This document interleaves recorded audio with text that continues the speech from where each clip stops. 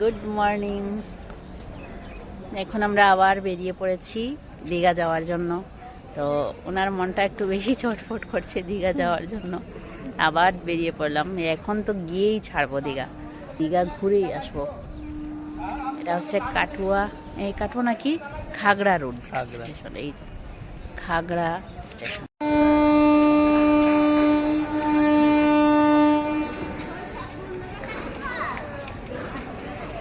কেউ over bridge দিয়ে যায় না, সবাই শর্টকাট। কয়েকজন ওভার ব্রিজ দিয়ে, বাকি সব শর্টকাট।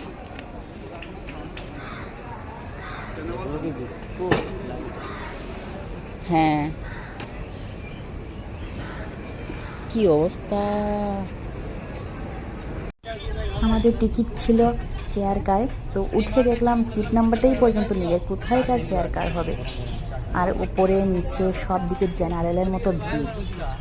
এই দেখো কীভাবে লোকজন বসে আছে, উপরে বসে আছে, নিচে আমাদের সিটেও অনেকজন বসে আছে, এদিকে দাঁড়িয়ে আছে, মানে দাঁড়ানোর জায়গা মিলছে না, এই পরিমাণ ভিড়। সেটা আবার চেয়ার কার নাকি রিজার্ভেশন। তো আমরা দীঘার রেলে উঠে পড়লাম হাওড়া থেকে।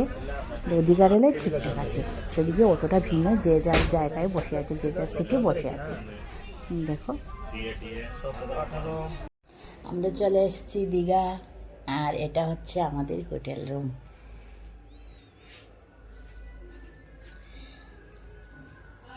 এই হোটেলটা বিচের একেবারে পাশে নয়, কিছুটা দূরে আছে। আর হোটেলটা যতটা ভেবেছিলাম ততটা নয়, কারণ এর প্রাইসটাও একটু কম আছে, বিচে প্রাইসটা আরও অনেক বেশি হয়ে যায়। কাল বিচে যাব, এখন একটু ফ্রেশ হয়ে নিচ্ছি, অনেক টায়ার্ড হয়ে গেছি। সকালবেলা বেরিয়েছি, 7টার সময় বেরিয়েছি সকালবেলা, আর এখন রাত 7টা বাজে, 7টা সাড়ে 7টা বাজে রাত্রি। সারাদিন যায়নি, শুধু যায়নি, তো অনেক বেশি টায়ার্ড হয়ে গেছি। এখন একটু ফ্রেশ করে একটু খাবার দাবার অর্ডার করে নিব, তারপর কাল বেরোবো বিচে। মন্দারমণি যাওয়ার ইচ্ছে আছে, মন্দারমণিও যাব। গেলে এখানে ওল্ড দিঘে একটা মন্দির আছে, খুব সুন্দর মন্দির শুনেছি, তো ওটা দেখবো, ওটাতেও যাবো, তোমাদের সাথে ভিডিও করে শেয়ার করবো। ঠিক আছে, বাই।